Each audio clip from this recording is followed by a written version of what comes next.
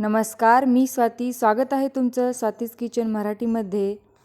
तर आज आपण मस्त खमंग असे धपाटे कसे बनवायचे ते बघणार आहोत.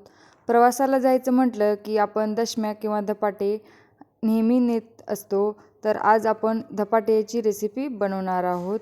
1 ते 2 दिवस चालणारी ही रेसिपी आहे. तर चला रेसिपी बनवूया. तर सगळ्यात अगोदर या ठिकाणी मी कद्दू घेतलेला आहे. त्याला आपल्याला बारीक किसणीने किसून घ्यायचं आहे. आता आपण पीठ मळून घेऊयात. तर त्यासाठी 2 कप ज्वारीचे पीठ घ्यायचे, 1 वाटी गव्हाचे पीठ घ्यायचे, अर्धी वाटी बेसन घ्यायचं आहे, अर्धी वाटी कांदा घ्यायचा आहे, 2-3 लसणाच्या पाकळ्या बारीक करून घ्यायचा आहे आणि या ठिकाणी मी मिरची आणि अद्रकचा ठेचा बनवलेला आहे तो टाकायचा आहे.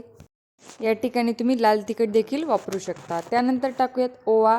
ओव्याला आपल्याला हातावर स्वच्छ असं हे करायचं आहे. त्यानंतर टाकायचं आहे हळद टाकायची आहे, चवीपुरतं मीठ टाकायचं आहे आणि बारीक किसून घेतलेला कद्दू टाकायचा आहे. तुम्ही या ठिकाणी कद्दूला बॉईल देखील करून घेऊ शकता किंवा असं कच्चं देखील वापरू शकता, परंतु कच्चं वापरल्यामुळे ते खायला एकदम छान लागेल आणि भाजल्यानंतर कुरकुरीत देखील लागेल. आता यामध्ये थोडं थोडं पाणी टाकत आपल्याला व्यवस्थित असं पीठ मळून घ्यायचं आहे.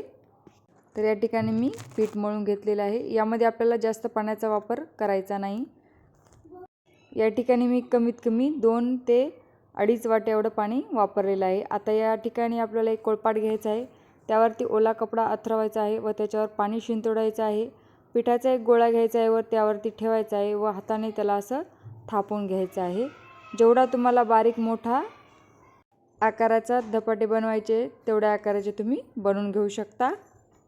तुम्ही सतत याला हाताला पाणी लावायचं आहे व थोडंसं तेल लावायचं आहे. त्यानंतर यामध्ये होल करायचे आहेत. होल यासाठी करायचे आहे कारण जेव्हा ते भाजलं जाईल त्याच्यामध्ये तेल जाईल तेव्हा ते खायला खूप खरपूस होईल. त्यानंतर याला आता आपण भाजून घेऊयात. वरतून व खालून दोन्ही ठिकाणी आपण याला खरपूस होईपर्यंत भाजून घ्यायचं आहे. तेल लावायचं आहे. तुम्ही या ठिकाणी तूप किंवा लोणी देखील वापरू शकता, त्यामुळे याची चव अजून छान लागेल.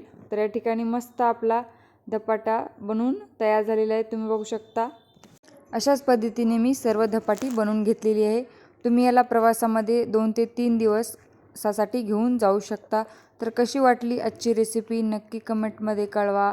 अशाच नवनवीन आणि पारंपरिक रेसिपीसाठी चॅनलला फॉलो करा. तर भेटूया पुढच्या एका नवीन व्हिडिओमध्ये. बाय.